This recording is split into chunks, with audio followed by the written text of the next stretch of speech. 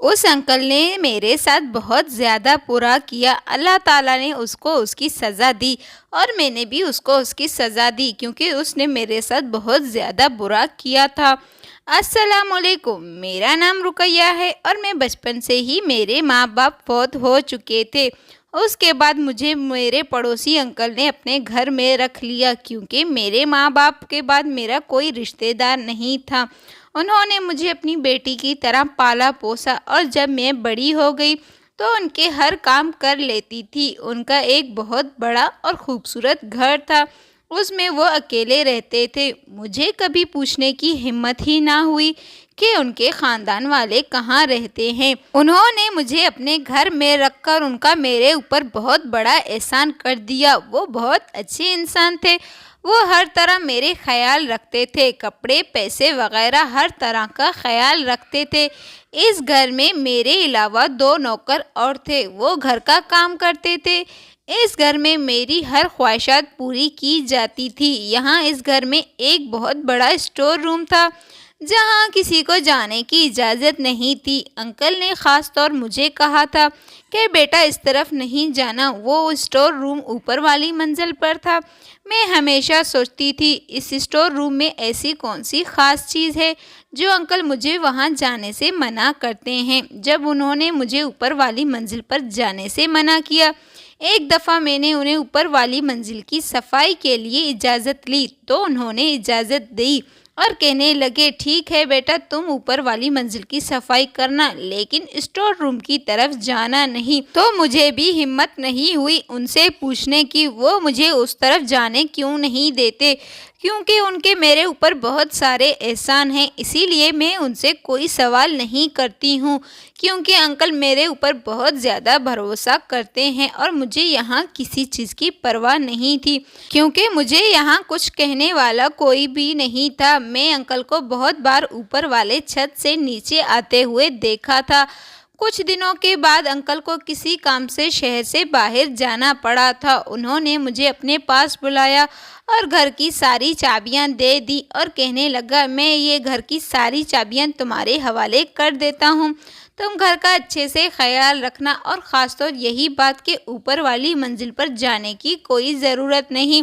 वो मुझे बचपन से देख रहे थे, इसीलिए उन्होंने मेरे ऊपर भरोसा करके पूरे घर की चाबियां मेरे हवाले कर दी। मैंने इसे कहा कि आपको फ़िक्र करने की कोई ज़रूरत नहीं क्योंकि मैं घर में अकेली थी और आज़ाद ख्यालों की थी क्योंकि मैं घर में मुझे कहने वाला कोई भी नहीं था। मैंने सोचा मैं पूरे घर की तलाशी ले लेती हूँ और चारों कमरों में घूमती हूँ और मुझे कहने वाला भी कोई नहीं।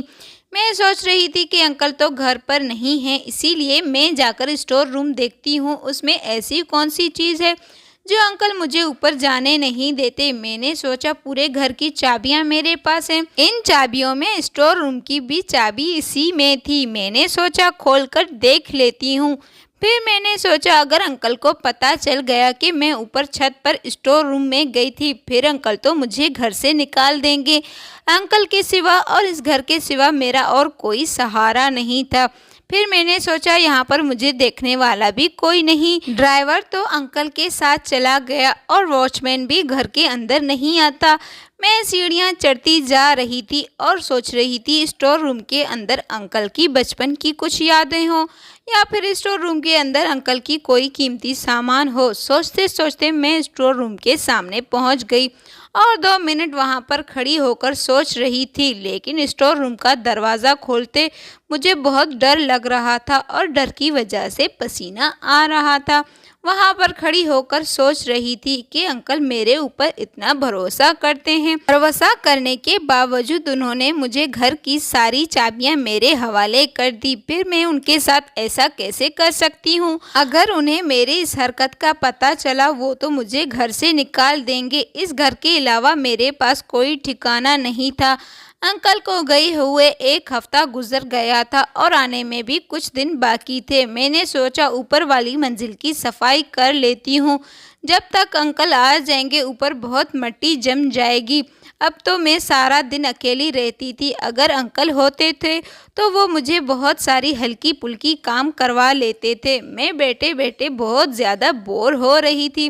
मैंने सोचा ऊपर वाली मंजिल की सफाई कर लेती हूँ, सफाई कर लूँगी तो टाइम भी पास हो जाएगा। जब मैं ऊपर छत पर पहुँची तो मेरे दिल में फिर से ख्याल आया, मैं एक बार स्टोर रूम खोलकर देख लेती हूँ। फिर मैंने एक चाबी उठाई और स्टोर रूम का दरवाज़ा खोला, अंदर चली गई तो एक दो कदम उठाए और आगे जो मैंने देखा तो मेरे पैरों तले ज़मीन निकल गई। मैं सोच भी नहीं सकती थी कि स्टोर रूम के अंदर भी ऐसा हो सकता है। मैंने जल्दी से स्टोर रूम का दरवाज़ा बंद किया और भागती हुई नीचे आ गई। मेरे अंदर इतनी हिम्मत नहीं थी कि मैं अंदर जाकर देख सकूं। स्टोर रूम का दरवाज़ा खोलते ही मैंने जो देखा तो मेरी रूह फना हो गई थी। मैं अभी भी डरी हुई थी और मेरा दिल ज़ोर ज़ोर से धड़क रहा था। मुझे समझ में नहीं आ रहा था कि मैं ऊपर छत पर क्यों चली गई थी। मैं समझ रही थी कि स्टोर रूम के अंदर अंकल की कुछ पुरानी यादें होंगी। मैंने समझा शायद स्टोर रूम के अंदर अंकल का कुछ कीमती सामान होंगे, लेकिन जो कुछ मैंने देखा वो कोई भी सोच नहीं सकता। मैंने जो कुछ देखा बहुत ज़्यादा बीमार हो गई थी क्योंकि घर में अकेली थी, इसीलिए मैं अकेली थी। कुछ देर के बाद मेरी तबीयत ठीक हो गई और मैं उठकर पानी पिया और सोचने लगी अगर अंकल को पता चल गया वो तो मुझे इस घर से धक्के मारकर निकालेंगे। लेकिन जो कुछ मैंने देखा और मैं चुप भी नहीं रह सकती थी। मैं जानना चाहती थी ऐसा क्यों है। अंकल का घर बहुत बड़ा था और मैं ज़्यादातर अपने कमरे में रहती थी। अंकल के कमरे में भी बहुत कम जाया करती थी। जब मुझे कोई काम होता तो मैं उसके कमरे में जाती थी या उसे कोई काम होता तो वो मुझे अपने कमरे में बुला लिया करते थे। मैंने उसके कमरे को भी ठीक से देखा नहीं था, लेकिन स्टोर रूम के अंदर जो कुछ मैंने देखा मैं जानना चाहती हूँ अंकल आखिर कौन है। मैंने सोचा मैं उसके कमरे में चली जाती हूँ, आखिर मुझे वहाँ कुछ न कुछ ऐसा ज़रूर मिलेगा। अंकल के कमरे में गई और उसके कमरे की तलाशी लेने लगी थी। उसके कमरे के दरवाजे को लॉक नहीं लगा हुआ था और दराजों पर भी लॉक नहीं लगा हुआ था, इसीलिए मुझे तलाशी लेने में आसानी हो गई थी। अंकल इसीलिए लॉक नहीं लगा कर जाते क्योंकि उनको मेरे ऊपर भरोसा था। सिर्फ उनके कमरे के दरवाजे को लॉक लगा हुआ था, वो मैंने खोल दिया था। अंकल का भरोसा मैंने तोड़ दिया था। जो कुछ मैंने ऊपर देखा मैंने सोचा वो क्या चीज़ है, जल्दी से तलाशी लेती हूँ। आज तक मैं सोचती रही कि अंकल अकेले क्यों रहते हैं, इसके बाकी ख़ानदान वाले कहाँ हैं, और कभी मैंने उनसे पूछने की हिम्मत ना की। अंकल के कमरे से मुझे ज़्यादा कुछ नहीं मिला। उनके अलमारी से एक फ़ोटो और एक डायरी मिली थी और मैंने वो डायरी खोलकर पढ़ना शुरू कर दिया। जैसे ही मैंने डायरी पढ़ना शुरू कर दिया तो मेरी हालत ख़राब होती जा रही थी। असल में अंकल को रहम दिल समझती थी, लेकिन अंकल तो कुछ और निकले थे। डायरी में कुछ भी नहीं लिखा था, उसमें सिर्फ कुछ बातें लिखी हुई थी। अंकल की असल हकीकत मेरे सामने अभी तक नहीं आई थी क्योंकि मैं इसके हकीकत से थोड़ी बहुत वाकिफ़ हो गई थी। अभी मुझे अंकल का पूरा सच जाना था। उस फोटो में अंकल और उनके माँ बाप थे, उन दोनों के गोद में एक बच्चा था, शायद वो अंकल ही थे। मुझे थोड़ी बहुत समझ आ गई थी, लेकिन मैं पूरा सच जानना चाहती थी। मैंने अंकल का कमरा पूरे तरीके से पहले जैसे सेट कर दिया था और मैंने स्टोर रूम में भी जैसे लॉक कर दिया था क्योंकि मैं नहीं चाहती हूँ कि अंकल को पता चले। मैं उनके कमरे में गई और उनके कमरे की तलाशी ली है। अब मुझे अंकल से डर लगने लगा था क्योंकि मैं बचपन से अंकल के साथ इसी घर में अकेली रहती थी। पहले मुझे अंकल से कभी भी डर नहीं लगा था, लेकिन आज जो कुछ मैंने स्टोर रूम में देखा उसे देखकर मुझे बहुत ज़्यादा डर लग रहा था कि अंकल मेरे साथ भी ऐसा ही ना कर दे। अंकल के वापस आने का वक़्त हो चुका था। अब मुझे उनके सामने जाने से भी डर लग रहा था, फिर भी मुझे उनके सामने जाना पड़ा क्योंकि मैंने जल्दी से उन्हें खाना देकर और अपने कमरे में चली गई।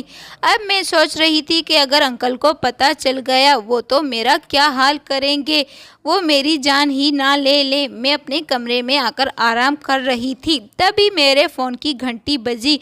जब मैंने फ़ोन उठाया तो वो अंकल बोल रहे थे। अंकल ने मुझे अपने कमरे में बुलाया। अंकल ने फ़ोन किया तो मेरी जान निकल गई। मुझे डर लग रहा था कहीं अंकल को मेरी सच्चाई का पता तो नहीं चला। मैं बहुत ज़्यादा डर रही थी क्योंकि मैं घर में अकेली थी। ये सोचकर मुझे और भी ज़्यादा डर लग रहा था। अंकल ने मुझे कहा, बेटा सर्दी बहुत है, तुम मेरे लिए एक कप कॉफ़ी बना दो। ये सुनकर मेरे जान में जान आ गई और मैंने एक कॉफ़ी का कप बनाकर उनके कमरे में भेज दी। अंकल ने फिर से मुझे बुला लिया था और पूछने लगा, क्या मेरे जाने के बाद तुमने मेरे कमरे की तलाशी ली थी? लेकिन मैं सोचने लगी, इन्हें कैसे पता चला? मैं उनके सामने सर झुकाकर चुपचाप बैठी रही थी और कहने लगे, तुम्हें ऐसा कौन सा चीज़ चाहिए था जो तुमने मेरे पीछे मेरे कमरे की तलाशी ली थी? अंकल कहने लगे, क्या मेरी परवरिश में कोई कमी रह गई थी जो तुमने ऐसा करना पड़ा? तुमने मेरे कमरे की तलाशी ली। वहाँ पर मैं चुपचाप बैठी रही। अंकल बड़े प्यार से पूछ रहे थे, तुम्हें क्या लगा मुझे पता नहीं चलेगा? मैं अपने कमरे में घुसते ही मुझे पता चला किसी ने मेरे कमरे की तलाशी ली थी। बोलो तुम्हें क्या चाहिए था? तुमने मेरे सारे दराज चेक कर लिए, मेरा सामान उलट पुलट कर दिया। मैं सोचने लगी, मैंने सारा सामान ठीक से रखा था, फिर अंकल को कैसे पता चल गया? अंकल कहने लगे, मैं अपना सारा सामान बहुत अच्छे से रखता हूँ। मुझे अपना सामान इधर उधर रखने की आदत नहीं है। शायद तुमने जल्दी से मेरा सामान इधर उधर रख दिया। मुझे ये वाली हरकत तुम्हारी बिल्कुल भी पसंद नहीं आई। अंकल बहुत गुस्से में थे, फिर भी नरमी से बात कर रहे थे, सवाल पर सवाल किए जा रहे थे, लेकिन मेरे पास कोई जवाब ना था। और आखिर में इन्हें बताया कि मैं ऊपर छत पर चली गई थी सफाई के लिए। मेरी नज़र स्टोर रूम पर पड़ी और मैंने स्टोर रूम खोलकर चेक कर लिया था। स्टोर रूम का दरवाज़ा खोलते ही मेरी जान निकल गई। इसीलिए सच जानने के लिए मैं आपके कमरे की तलाशी ली थी। मुझे लगा हो सकता है आपके कमरे में कोई ना कोई ऐसी चीज़ मुझे मिल जाएगी जिससे मैं राज जान सकती हूँ, लेकिन आपके कमरे से मुझे कोई भी ऐसी चीज़ नहीं मिला। मैंने जो कुछ ऊपर देखा इन्हें नहीं बताता तो मुझे गुनाह मिलता। मुझे आपके कमरे से एक डायरी और फ़ोटो मिले थे। मुझे समझ में नहीं आ रहा था कि आप किसी के साथ भी ऐसा कर सकते हैं। मैंने तो आपको बहुत अच्छा और नेक इंसान समझती थी। मैं तो आपके बारे में बुरा भी नहीं सोच सकती थी। मुझे अंकल से बहुत डर लग रही थी, लेकिन मैंने इन्हें सब कुछ कह दिया। ज़्यादा से ज़्यादा वो क्या करते, मुझे अपने घर से निकाल सकते थे और क्या कर सकते थे।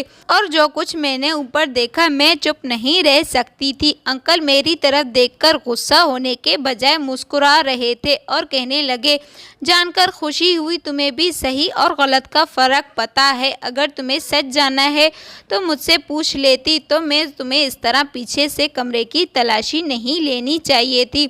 मैंने तुम पर बहुत भरोसा किया और पूरे घर की चाबियां तुम्हारे हवाले कर दिया था। अगर तुम्हें सच जानना है तो मैं तुम्हें सच खुद ही दिखा देता हूँ कि वो सही है या गलत।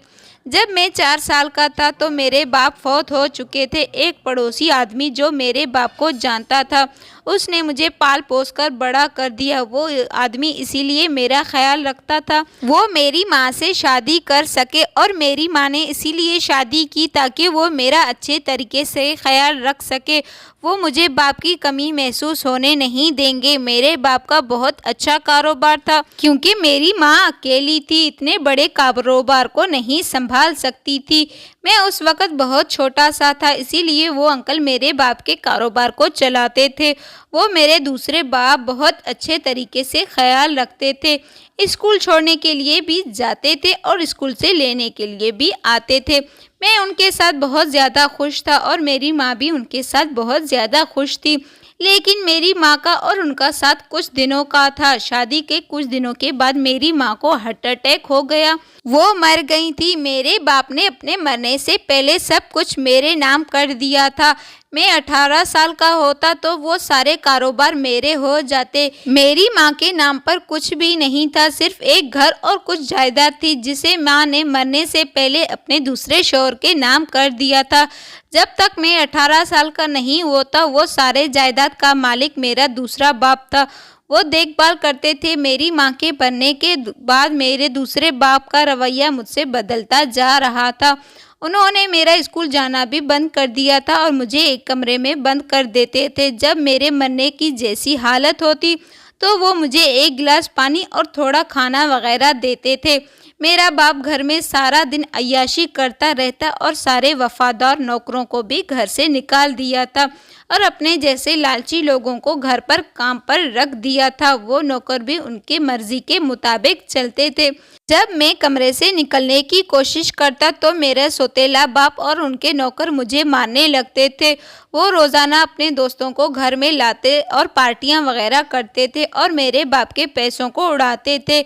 अब तो वो ऑफिस भी नहीं जाते थे। एक दिन मैं कमरे के पीछे से निकल रहा था। मेरे सौतेले बाप के एक नौकर ने मुझे देख लिया था। उसने जाकर उसे बता दिया। वो मुझे बहुत ज़्यादा जुल्म करते थे। उस पर उन्होंने मुझे बहुत ज़्यादा कमरे में बंद कर दिया। उन्होंने मुझे रस्सियों से बांध कर रखा और मुझे बताने लगे कि तुम्हारी माँ खुद नहीं मरी, उनको तो हमने मार दिया था। उन्हें मैंने ऐसी दवाई दी थी, तुम्हारी माँ दवाई पीकर हार्ट अटैक से मर गई थी। उन्होंने मुझे बताया मैं तुम्हारे बाप के जायदाद के लिए तुम्हारी माँ से शादी की थी। वो मेरा इसीलिए ख्याल रखते थे ताकि मेरी माँ उनके साथ शादी कर सके। शादी के कुछ दिनों के बाद उसने मेरे माँ को मार दिया। वो मेरी बाप की सारी जायदाद अपने नाम करवा देगा। जब मेरी माँ मर गई तो मुझे पता चला मेरे बाप की सारी जायदाद मेरे नाम पर है। वो तो मुझे भी मारना चाहता था। अगर वो मुझे 18 साल से पहले मार देता तो वो सारी जायदाद उसकी ना होती। इसीलिए मुझे उसने ज़िंदा रखा था ताकि मैं 18 साल का हो जाऊं और अपने नाम की जायदाद उसके नाम करवा सकूं। मैं पागल हो जाऊं ताकि सारी जायदाद उसके हाथ लग जाए, ताकि वो सारी जायदाद धड़प ले, ताकि वो मुझे मार सके। उसकी जुल्म की वजह से अब मेरा दिमाग भी काम नहीं कर रहा था। अगर मेरा दिमाग बंद हो जाता और मैं पागल हो जाता, 18 साल के बाद वो ज़बरदस्ती कागज़ों पर मुझसे साइन करवाता ताकि सारी जायदाद उसके नाम हो जाए। मेरी हालत बहुत ज़्यादा ख़राब होता जा रहा था। मैंने घर के नौकरों से और अपने बाप के दोस्तों से बहुत मिन्नतें की, मुझे जाने दो, मेरी तबीयत ख़राब हो रही है, मुझे डॉक्टर के पास जाना है। लेकिन वो लोग मेरा मजाक उड़ाते थे, पागल पागल कहते थे। कुछ सालों तक मैं उसी कमरे में बंद रहा था। इसके बाद एक नौकर मेरे लिए खाना लेकर आया था। वो मुझसे पूछने लगा तुम कौन हो और यहाँ पर कैसे हो। फिर मैंने पूछा तुम कौन हो, मैंने तो तुम्हें पहली बार देखा है। उसने मुझे बताया मैं नया नया काम पर लगा हूँ। मैंने बहुत सारी बातें उसे बता दी। सारी कहानी सुनकर वो बहुत दुखी होने लगा और कहने लगा तुम फिक्र मत करो, कुछ दिनों के बाद मैं तुम्हें निकाल दूंगा। कोई भी आदमी इस तरह कैसे अपने बच्चों पर जुल्म कर सकता है, वो भी जायदाद के लिए। उसने तुम पर इतना जुल्म किया है। एक दिन इंशाल्लाह अल्लाह तुम्हारी मदद करेगा। एक दिन मेरा सौतेला बाप दूसरे शहर चला गया। उस नौकर ने मुझे उस घर से भगाने में कामयाब कर दिया। मैं उस नौकर के साथ भागकर उसके गांव चला गया था। जब मैं 18 साल का हुआ तो मैं अपने बाप के वकील के पास चला गया। वो वकील मेरे बाप का अच्छा दोस्त था। उसने मुझसे पूछा तुम इतने वक्त तक जिंदा कैसे हो, और मैंने उसे सारी कहानी बता दी। उसने सुनकर उसने मेरी मदद की जायदाद मेरे नाम करवाने में। और मेरे सौतेले बाप को जब पता चला तो उसने सबके सामने मेरे पांव पड़कर मुझसे माफिया मांगने लगा। टिंग कर रहा था तो मैंने भी उसे सबके सामने माफ कर दिया और उस आदमी के साथ अपने घर चला गया। लेकिन मेरे दिल में उसके लिए नफरत ख़त्म नहीं हुई थी, क्योंकि मैं चाहता हूँ उसे सख्त से सख्त सज़ा मिलनी चाहिए। लेकिन उसके गुनाहों की सबूत मेरे पास नहीं था, इसीलिए मैंने उसे सज़ा देने का सोच लिया था। इसकी वजह से मैंने अपनी पढ़ाई मुकम्मल नहीं की थी। इसकी वजह से मेरी माँ मौत के घाव उतर गई, वो मुझे छोड़कर चली गई। इसीलिए इस शख्स को माफ़ नहीं कर सकता। मैं तो इससे बहुत ज़्यादा मोहब्बत करता था। अगर वो मुझसे जायदाद मांग लेता तो मैं खुशी खुशी जायदाद उसके नाम करवा देता, क्योंकि मेरे साथ, मेरी माँ के साथ इसने बहुत धोखा किया। इसीलिए मैं कभी भी इसे माफ़ नहीं कर सकता हूँ। तुमने स्टोर रूम में जिस शख्स को रस्सियों से बांधा हुआ देखा, वो मेरा सौतेला बाप है। उसने जो कुछ मेरे साथ किया उसे उसकी सज़ा मिलनी चाहिए थी, क्योंकि मैं उसकी तरह जालिम और बुरा इंसान नहीं हूँ। मैं उसे टाइम पर खाना भी देता हूँ और टाइम पर पानी भी देता हूँ, लेकिन उस पर जुल्म नहीं करता। जब मेरी माँ जिंदा थी उसका रवैया मेरे साथ बिल्कुल ठीक था। वो जानना चाहता था, वो मेरी माँ को चंद दिनों के बाद मारना चाहता था। हमेशा मुझ पर जुल्म करता रहता और मुझे मारता रहता और मेरी सारी जायदाद अपने नाम करवा देता। उस नौकर का शुक्रिया जिसने मेरी मदद की और मुझे अपने साथ ले गया। मैं उस पर कोई भी जुल्म नहीं करूँगा, लेकिन वो हमेशा इस तरह रस्सियों से बंधा रहेगा। मैं एक बिन माँ बाप का औलाद हूँ। अगर वो मुझे अपनी औलादों की तरह रखता तो मैं अपनी जान भी उस पर कुर्बान कर देता। ये जायदाद तो क्या चीज़ है, लेकिन जायदाद की लालच में उसने मेरे साथ और मेरी माँ के साथ बहुत बुरा किया। उसकी सज़ा उसे मिल रही है और हमेशा मिलती रहेगी और कभी उसे रस्सियों से आज़ाद नहीं करूँगा, क्योंकि अल्लाह की लाठी हमेशा बेआवाज़ होती है। तो मोहतरम नाज़रीन, अगर आप लोगों को ये वीडियो पसंद आई हो तो वीडियो को लाइक और चैनल को सब्सक्राइब कर देना। मज़ीद अच्छी वीडियोस देखने के लिए हमारे साथ ही जुड़े रहिए। आज के लिए इतना ही काफ़ी है, फिर मिलते हैं कल। अल्लाह हाफिज़। आपका इस सौतेले बाप के बारे में क्या राय है तो कमेंट्स में ज़रूर बताना। अच्छा हुआ ऐसे सौतेले बाप को उसकी सज़ा मिलनी चाहिए, क्योंकि वो बिन माँ बाप का औलाद था। अगर उसे अच्छी तरीके से रखता तो वो भी खुशी खुशी सारी ज़िंदगी उसके साथ रहता।